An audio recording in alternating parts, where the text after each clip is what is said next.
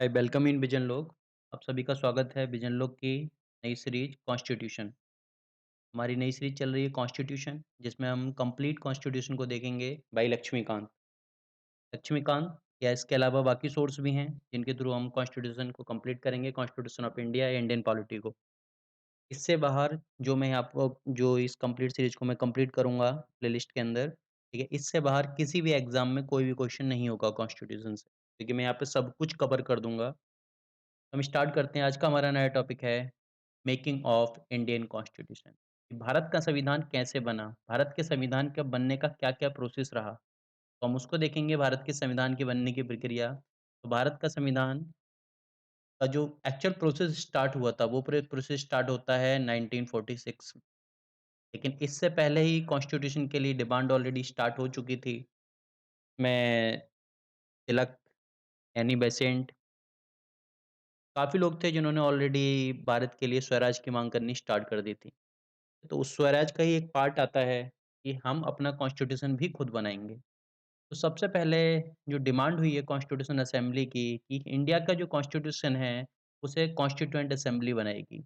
और constitution assembly जो होगी, वो इलेक्टेड होगी, मतलब वो भारत के लोग, इंडियन पीपल, उन लोगों को इलेक्ट करेंगे जो उस कॉन्स्टिट्यूशन असेंबली का पार्ट होंगे। मतलब कॉन्स्टिट्यूशन असेंबली में जो रिप्रेजेंटेशन होगा, वो इलेक्टेड रिप्रेजेंटेशन होगा कि भारत के लोग उन्हें चुनेंगे ताकि वो लोग कॉन्स्टिट्यूशन बना सकें। ये प्रोसेस कंप्लीट फॉलो तो नहीं हुआ, लेकिन पार्शियली प्रोसेस फॉलो हुआ। तो इसके लिए हम देखते हैं, तो सबसे पहले 1934 में आइडिया ऑफ कॉन्स्टिट्यूशन असेंबली आता है। ठीक है, फर्स्ट टाइम ये आइडिया कॉन्स्टिट्यूशन असेंबली का दिया गया बाई एम.एन. रॉय के द्वारा। इसके बाद में 1935 में पहली बार जो इंडियन नेशनल कांग्रेस थी, उसने ऑफिशियली डिमांड करनी स्टार्ट करी constitution assembly to frame constitution. भारतीय कॉन्स्टिट्यूशन बनाने के लिए कि कॉन्स्टिट्यूशन असेंबली बनाई जाए, इसकी डिमांड स्टार्ट होती है कांग्रेस के द्वारा। ऑफिशियली डिमांड यहाँ पर स्टार्ट होती है। लीडर तो इससे पहले भी डिमांड कर रहे थे धीरे-धीरे, लेकिन जो ऑफिशियली डिमांड थी कांग्रेस सेशन के अंदर, वो यहाँ से स्टार्ट हुई।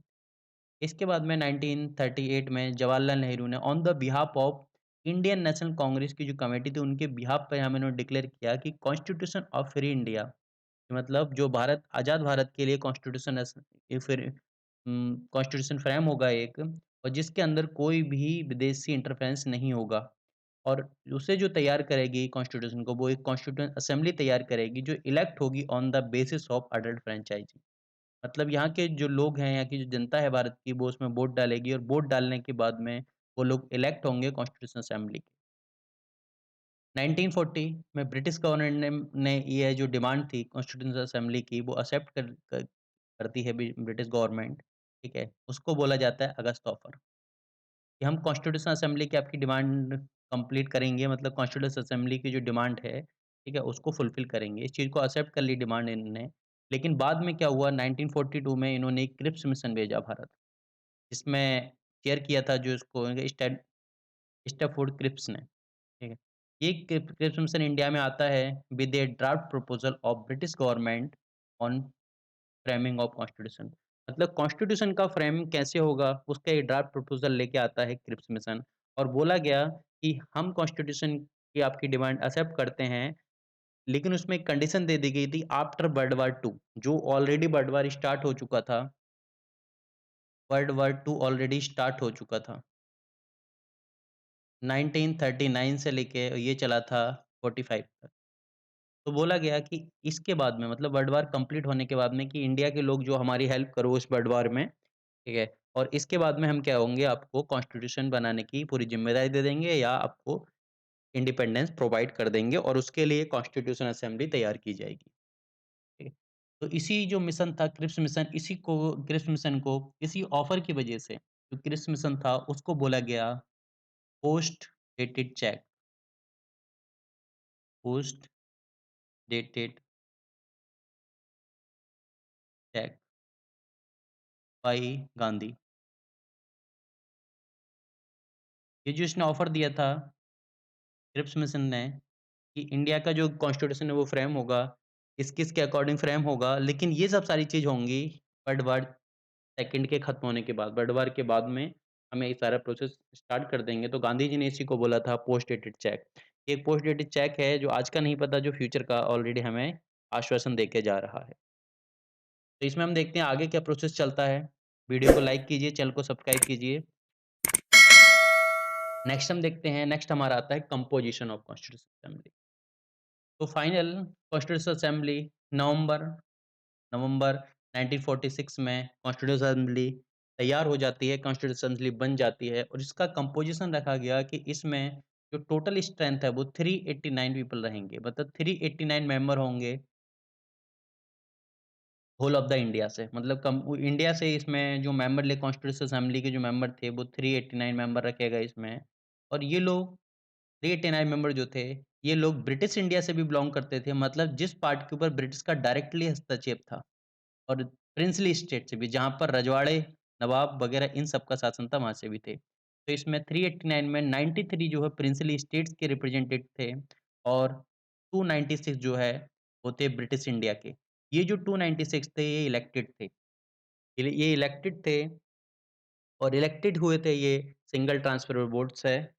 और इनके अंदर सिख भी थे, मुस्लिम भी थे, जर्नल भी थे। मतलब जर्नल जो सिख और मुस्लिम नहीं थे, बाकी सारी कम्युनिटीज़ के अंदर आई थी, जो ब्रिटिश इंडिया के जो इलेक्टेड मेंबर थे, 296 जो मेंबर थे। अब ये 296 मेंबर, ये भी 2 पार्ट, ये जो 296 मेंबर थे, ये इलेक्ट हुए थे। मतलब इलेक्शन प्रोसेस से ही निकल के आए थे और इलेक्शन हुआ था, तो इलेक्शन के टाइम में इनमें जो 296 सीट के लिए इलेक्शन हुआ था, तो इनमें जो 208 जो मेंबर थे वो थे इंडियन नेशनल कांग्रेस के। इसके अलावा 73 मेंबर थे मुस्लिम लीग के, मुस्लिम लीग। और इसके अलावा 15 मेंबर अदर पार्टी के थे। अदर या जो इंडिपेंडेंट वगैरह थे वो थे। तो इसमें इस टाइप से इलेक्शन हुआ था और इलेक्शन का जो रिजल्ट था, इसमें 296 मेंबर, इसमें 208 कांग्रेस से थे, 73 मुस्लिम लीग से थे, 15 मेंबर अदर थे। और ये जो थे 2 पार्ट में डिवाइड थे। 296 मेंबर में 292 जो मेंबर थे, वो 11 गवर्नर प्रोविंस थी। मतलब जहाँ पर डायरेक्टली गवर्नर का हस्तक्षेप था। मतलब आज के टाइम में स्टेट मान सकते हैं हम। और 4 जो हैं, 4 चीफ कमिश्नर्स प्रोविंस थी। मतलब आज के टाइम में इन्हें यूनियन टेरिटरी मान सकते हैं। तो जो 4 जो चीफ कमिश्नर थे, यहाँ से जो 4 सीटें थीं, वो दिल्ली थी, अजमेर मेवाड़ की 1 सीट थी, कुर्ग थी और एक ब्रिटिश बलूचिस्तान की सीट थी। 4 सीट थी यहाँ पर। और इसमें 11 प्रोविंस जो थे, गवर्नर प्रोविंस थे, जहाँ पे गवर्नर का हस्तक्षेप था, वो 292 सीट थी। इसमें मद्रास था, Bombay, Bengal, UP, Bihar, Assam, Sindh, Punjab, Orissa, north west frontier province, central province. Central province आज के टाइम में बोला जाता है मध्य प्रदेश, एमपी। तो ये हमारा पूरा इसका स्ट्रक्चर रहा। और ये जो था, ये जो पूरा स्ट्रक्चर था, ये था अनडिवाइडेड इंडिया का, मतलब जहाँ पे इंडिया डिवाइड नहीं हुआ था। और जब इंडिया 1947 में ये इंडिया डिवाइड हो गया, तो ये जो था, इसके अंदर 299 मेंबर रह गए, ठीक है? ये हमारे आ गए आफ्टर 1947। 1947 का जो बँटवारा हुआ था, उसके बाद में जो मेंबर बच गए, वो हमारे 299 मेंबर थे, 1947 के बाद में। बाकी जो मेंबर थे वो इसमें रिमूव कर दिए गए थे क्योंकि पाकिस्तान अलग हो गया था उसकी वजह से। और ये जो मेंबर इलेक्ट हुए थे, ठीक है? ये जो मेंबर थे ये इलेक्ट हुए थे और ये जो थे 93 जो प्रिंसली स्टेट के थे, ये नॉमिनेटेड मेंबर थे। ये नॉमिनेट किए गए थे वहाँ के राजा रजवाड़ों के द्वारा, ये नॉमिनेटेड मेंबर थे। आगे देखते हैं, नेक्स्ट हमारा आता है तो वर्क ऑफ कॉन्स्टिट्यूशन असेंबली। तो कॉन्स्टिट्यूशन असेंबली ने अपना वर्क कैसे-कैसे किया, क्या-क्या उसके प्रोसेस हुए। तो जब कॉन्स्टिट्यूशन असेंबली बनी, तो बनने के बाद में क्या हुआ कि उसने जो टोटल टाइम लगा है कॉन्स्टिट्यूशन असेंबली को बनाने, मतलब कंप्लीट करने में कॉन्स्टिट्यूशन का काम, वो 11 सेशन, 11 सेशन इसमें कंप्लीट लगे थे, जिसका टाइम पीरियड था 2 ईयर 11 मंथ 18 दिन, ठीक है? तो कॉन्स्टिट्यूशन को बनने में जो टाइम लगा है, ये हमारा आता है टाइम पीरियड, ये हमारा आता है time period. Constitution of India को तैयार होने में जो टाइम लगा है, वो 2 साल 11 महीने 18 दिन का टाइम लगा है। और कॉन्स्टिट्यूशन असेंबली की जो वर्किंग स्टार्ट हुई, जो पहला सेशन स्टार्ट हुआ था, उससे लेके इस यहाँ तक इस इतने दिन के अंदर कॉन्स्टिट्यूशन हमारा तैयार हो गया था। अब इसमें देखते हैं कि इनका प्रोसेस कैसे स्टार्ट हुआ। तो सबसे पहले 9 दिसंबर 1946 को कॉन्स्टिट्यूशन असेंबली की पहली मीटिंग होती है। और इस मीटिंग को कांग्रेस ने जॉइन किया था, लेकिन मुस्लिम लीग ने इसको बॉयकॉट किया था। मुस्लिम लीग ने डिमांड इसमें जॉइन नहीं किया था because of demand of Pakistan की डिमांड की वजह से। अब इसमें डॉक्टर सच्चिदानंद सिन्हा जो थे वो इलेक्टेड होते हैं एज़ ए टेम्परेरी प्रेसिडेंट। क्यों? क्योंकि डॉक्टर सच्चिदानंद सिन्हा सबसे ज़्यादा एक्सपीरियंस थे और एजेड थे। इस वजह से डॉक्टर सच्चिदानंद सिन्हा को ही टेम्परेरी प्रेसिडेंट चुना गया था, ताकि वो एक परमानेंट प्रेसिडेंट का चुनाव करवा सकें या जो उस दिन की प्रोसेसिंग थी उसे आगे फॉलो कर सकें इसलिए। और जब पहला सेशन स्टार्ट होता है 9 दिसंबर 1946 को 11 एएम 11 बजकर सुबह 11 बजे ये सेशन स्टार्ट होता है। पहली जो मीटिंग थी इसी जिस नंबर मुस्लिम लीग ने इसे बॉयकॉट किया था। अग इस अगले दिन जो है 11 दिसंबर 1940 को डॉक्टर राजेंद्र प्रसाद इलेक्ट होते हैं एज़ ए प्रेसिडेंट, ठीक है? प्रेसिडेंट इलेक्ट होते हैं और एच.सी. मुखर्जी जो एक क्रिश्चियन लीडर थे उस टाइम बंगाल के, ठीक है? उन्हें बनाया जाता है vice president of constituent assembly के वाइस प्रेसिडेंट बनाया जाता है। लेकिन बाद में बीटी कृष्णमाचारी भी वाइस प्रेसिडेंट बन जाते हैं। मतलब ये एस.सी. मुखर्जी और बीटी कृष्णमाचारी बाद में दोनों काम करने स्टार्ट कर देते हैं। बीटी कृष्णमाचारी को जो वाइस प्रेसिडेंट बनाया गया था, ये बनाया गया था प्रिंसली स्टेट की तरफ से। मतलब प्रिंसी स्टेट की तरफ से डिमांड थी। तो इसमें 16 जुलाई 1948 को 16 जुलाई 1948 को इन्हें वाइस प्रेसिडेंट बनाया गया था बीटी कृष्णमाचारी को। और इसके बाद में जो है बेनेगल नरसिंह राव ये इसी दिन 11 दिसंबर 1946 को अपॉइंट होते हैं कॉन्स्टिट्यूशनल एडवाइज़र। कॉन्स्टिट्यूशन असेंबली के कॉन्स्टिट्यूशन एडवाइज़र ये सेलेक्ट किए जाते हैं बीएन राव या बेनेगल नरसिंह राव। 13 दिसंबर 1946 को प्रोसेसिंग स्टार्ट होती है और जिसके अंदर सबसे पहले ऑब्जेक्टिव रिज़ॉल्यूशन मूव किया जा सकता है। ऑब्जेक्टिव रिज़ॉल्यूशन कॉन्स्टिट्यूशन असेंबली के सामने रखा जाता है बाई जवाहरलाल नेहरू और 22 जनवरी 1947 को ये ऑब्जेक्टिव रिज़ॉल्यूशन को अडॉप्ट कर लिया जाता है असेंबली के द्वारा और इसे बोला जाता है एज़ ए प्रेम्बल। तो जो ऑब्जेक्टिव रिज़ॉल्यूशन है यही क्या है preamble of current constitution of India. इसके बाद हम देखते हैं कि फाइनल फिर उसके बाद में जो हुआ कि कॉन्स्टिट्यूशन असेंबली के बाद में जो इंडियन इंडिपेंडेंस एक्ट आया 1947 में और उसकी वजह से क्या हो गया इंडिया अलग हो गया, पाकिस्तान अलग रह गया। तो जो इंडिया के जो मेंबर थे, जो इंडिया की कॉन्स्टिट्यूशन असेंबली में जो मेंबर रह गए वो रह गए 299 मेंबर। पहले 389 थे लेकिन बाद में क्या है 19 मेंबर पाकिस्तान मूव हो गए तो 299 मेंबर बचे कॉन्स्टिट्यूशन असेंबली के अंदर। तो अब जो है कॉन्स्टिट्यूशन असेंबली को बोला गया कि फुल सॉवरेन बॉडी इस डेट से पहले इंडियन इंडिपेंडेंस एक्ट से पहले ये कंप्लीट सॉवरेन बॉडी नहीं थी, ठीक है? क्योंकि इसको जो पावर मिलती थी ब्रिटिश क्राउन से मिल रही थी। लेकिन अब 1947 का एक्ट आने के बाद में इंडिपेंडेंस एक्ट अब ये कंप्लीट फुल्ली सॉवरेन बॉडी बन जाती है। और यही कॉन्स्टिट्यूएंट असेंबली अलग-अलग टाइप की कमेटी अपॉइंट करती है, अलग-अलग डिफरेंट टाइप के जो टास्क थे उन्हें कंप्लीट कराने के लिए। जैसे यूनियन कॉन्स्टिट्यूशन कमेटी थी जिसको प्रिसाइड किया था, जिसके चेयरमैन थे Jawaharlal Nehru. Provincial constitution committee थी जिसके चेयरपर्सन थे सरदार वल्लभ भाई पटेल। इस टाइप की अलग-अलग कमेटियाँ थी। तो ये सारी कमेटियाँ डील कर रही थी अलग-अलग टास्क कॉन्स्टिट्यूशन को बनाने के लिए, अलग-अलग टास्क कंप्लीट करने के लिए। इसमें एक सबसे इम्पोर्टेंट कमेटी आती है ड्राफ्टिंग कमेटी, जिसको चेयर किया था B R Ambedkar, doctor B R Ambedkar ने जिसको चेयर किया था ड्राफ्टिंग कमेटी। तो हम देखते हैं तो कॉन्स्टिट्यूशन असेंबली के अब जो है constitution assembly complete sovereign body बन चुकी है और इस कॉन्स्टिट्यूशन असेंबली के 2 काम हैं, 2 फंक्शन आते हैं। पहला कम्सन फंक्शन है कि कॉन्स्टिट्यूशन असेंबली जो है वर्क करेगी कॉन्स्टिट्यूशनल बॉडी की तरह और जब ये कॉन्स्टिट्यूशनल बॉडी की तरह वर्क करेगी मतलब कि कॉन्स्टिट्यूशन बनाने का प्रोसेस, तो हमारा क्या हो गया कॉन्स्टिट्यूशन मेकिंग प्रोसेस। तो इसका जो काम था वो क्या था कॉन्स्टिट्यूशन मेकिंग प्रोसेस, यहाँ पर काम करेगी ये और इसको जो चेयर किया जाएगा chair by president of constitution assembly का जो प्रेसिडेंट है डॉक्टर राजेंद्र प्रसाद, ये इसको चेयर करेंगे। अगली चीज़ जब ये कॉन्स्टिट्यूशन असेंबली ऐसे विधायिका मतलब लेजिस्लेटर बॉडी की तरह वर्क करेगी, लेजिस्लेटर बने, तो इसका काम था law making process. Law making मतलब टेम्परेरी लॉ बनाना, टेम्परेरी टाइप के लॉ बनाना, उनको प्रोसेस कराना, लॉ मेकिंग प्रोसेस। तो उस टाइम इसको बोला जाएगा लेजिस्लेटिव बॉडी और इसको चेयर किया जाएगा स्पीकर मतलब लेजिस्लेटिव बॉडी का मतलब क्या है आज की पार्लियामेंट की तरह। ये वर्क करेगी और इसको चेयर किया गया स्पीकर के द्वारा और स्पीकर थे उस टाइम जीबी मावलिंकर, गणेश वासुदेव मावलिंकर थे जिसको इन्होंने जो इसको चेयर करेंगे। नेक्स्ट हम देखते हैं, नेक्स्ट हमारा आता है कि अब कॉन्स्टिट्यूशन असेंबली ने क्या-क्या प्रोसेस स्टार्ट किए। तो सबसे पहले 22 जुलाई 1947 को जब इंडिपेंडेंस एक्ट आ गया, उसके बाद में सबसे पहले इसने नेशनल फ्लैग तिरंगा को अडॉप्ट किया। 22 जुलाई 1947 को इसने तिरंगा as a national flag adopt किया था।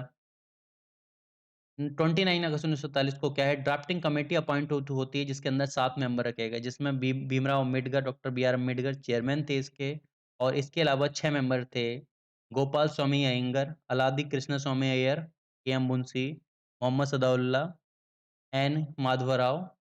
एन माधव राव जो थे ये बाद में मेंबर बने थे, इन्होंने रिप्लेस किया था बी एल मित्तर। बी एल मित्तर को इन्होंने रिप्लेस किया था, बी एल मित्तर इससे हट गए थे बीमारी वजह की वजह से। अगले आते हैं टी कृष्ण गोपालचारी। तो टी कृष्णमचारी इन्होंने रिप्लेस किया था डीपी खेतान को जिनकी 1948 में डेथ हो गई थी। 1948 में इनकी जो है डेथ हो गई थी। इस वजह से जो टी कृष्णमचारी को इस ड्राफ्टिंग कमेटी के अंदर मेंबर बनाया गया था बाद में। तो इसमें टोटल 7 मेंबर रहे और ड्राफ्टिंग कमेटी का काम था कि जो भी अलग-अलग कमेटी, जो भी कॉन्स्टिट्यूशन के लिए अलग-अलग कमेटी बनाई गई हैं, जो वो प्रपोज़ल देती हैं, उस प्रपोज़ल को ड्राफ्ट करना, ठीक है? और अलग-अलग टाइप के कॉन्स्टिट्यूशन की स्टडी करना और उसे देखना कि इंडिया में किसके हिसाब से वो कॉन्स्टिट्यूशन बना सकते हैं। उनकी हेल्प के लिए रखे गए थे कॉन्स्टिट्यूशन एडवाइज़र बी.एन. राव। तो इनका ये काम था और ये उस चीज़ को जो भी इनका फाइनल प्रपोज़ल होता था, उसको प्रपोज़ल बना के कॉन्स्टिट्यूशन असेंबली के सामने रखते थे और वहाँ पे बहस होती थी और बहस होने के बाद में जो है कॉन्स्टिट्यूशन असेंबली में वो चीज़ पारित होती थी और फाइनल वो इस टाइप से कॉन्स्टिट्यूशन बनता चला गया। अगला आता है मई 1947 को। तो कॉन्स्टिट्यूशन असेंबली ने रेक्टिफ़ाई किया कि कॉमनवेल्थ के अंदर इंडिया की मेंबरशिप को। 26 नवंबर 1949 को फाइनली कॉन्स्टिट्यूशन अडॉप्ट होता है। कॉन्स्टिट्यूशन कंप्लीट तैयार हो जाता है, अडॉप्ट कर लिया जाता है जिसके अंदर एक प्रेम्बल था और 395 आर्टिकल थे और 8 शेड्यूल थे। एक प्रेम्बल मतलब प्रस्तावना, 395 आर्टिकल अनुच्छेद 395 थे और 8 अनुसूचियाँ मतलब शेड्यूल थे। और ये जो 395 आर्टिकल थे ये टोटल 22 पार्ट में थे। ये आते हैं पार्ट टोटल 22 पार्ट। 24 जनवरी 1950 को कॉन्स्टिट्यूशन की लास्ट मीटिंग बुलाई जाती है, कॉन्स्टिट्यूशन असेंबली की लास्ट मीटिंग बुलाई जाती है। यहाँ पर सिग्नेचर किए जाते हैं कॉन्स्टिट्यूशन असेंबली में। तो कॉन्स्टिट्यूशन असेंबली के अंदर जितने मेंबर थे उन सभी मेंबर ने उसके ऊपर सिग्नेचर किए कॉन्स्टिट्यूशन असेंबली के ऊपर और इसी दिन सिग्नेचर होने के बाद में और उसमें क्या किया गया अडॉप्ट नेशनल एंथम मतलब जनगण मन को नेशनल एंथम अडॉप्ट किया गया और नेशनल सॉन्ग वंदे मातरम को नेशनल सॉन्ग की तरह अडॉप्ट किया था। और इसी दिन इलेक्टेड डॉक्टर राजेंद्र प्रसाद को first president of India elect किया जाता है जब तक फाइनल प्रेसिडेंट का चुनाव नहीं हो जाता। तो जब तक के लिए इन्हें डॉक्टर राजेंद्र प्रसाद को पहला भारत का पहला राष्ट्रपति चुना जाता है फर्स्ट प्रेसिडेंट ऑफ इंडिया 24 जनवरी 1950 को और 25 जनवरी 1950 को कॉन्स्टिट्यूशनल असेंबली डिसबैंड हो जाती है मतलब भंग कर दी जाती है, खत्म कर दी जाती है और बोला जाता है कि ये कॉन्स्टिट्यूशन असेंबली अब प्रोविज़नल पार्लियामेंट ऑफ इंडिया की तरह वर्क करेगी 26 जनवरी 1950 से। मतलब 26 जनवरी 1950 से कॉन्स्टिट्यूशन लागू होना था, उस दिन से बोल दिया कि अब जो कॉन्स्टिट्यूशन असेंबली है 25 जनवरी तक रहेगी, 25 जनवरी को ये भंग होती है और 26 जनवरी से क्या होगी, 26 जनवरी से प्रोविज़नल पार्लियामेंट ऑफ इंडिया की तरह ये वर्क करेगी और इसके बाद में जब भी चुनाव होंगे वो पार्लियामेंट हमारी बन जाएगी। तो इस टाइप से हमारा कॉन्स्टिट्यूशन तैयार हुआ, ये प्रोसेस तैयार हुआ। अब हम आगे के लेक्चर में देखेंगे कॉन्स्टिट्यूशन के अंदर क्या-क्या है और कैसे उसको हमें रीड करना है। ये था हमारा कॉन्स्टिट्यूशन असेंबली और making of constitution of India का जो प्रोसेस रहा है वो। वीडियो को लाइक कीजिए, चैनल को सब्सक्राइब कीजिए। Thank you everyone.